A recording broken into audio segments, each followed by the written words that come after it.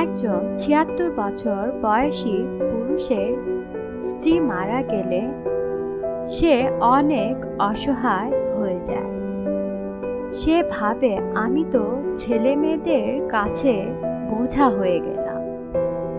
সে আরও ভাবে, আমি তো রান্না করতে পারি না, কাপড় কাচতে পারি না, কোনো কাজ করতে পারি না। সে তো কোনোদিন কোনো কাজ করেনি, তাহলে শেষ বয়সে এসে কিভাবে করতে পারবে? তার আবার ডায়াবেটিস, হাই প্রেশার, হার্টের সমস্যা রয়েছে। সে তো শারীরিক এবং মানসিকভাবে অনেক ভেঙে পড়েছে। সে ভাবে সে অনেক অসহায়, তাকে দেখবে কে? এসব ভাবতে ভাবতে তার দিন রাত কেটে যায়।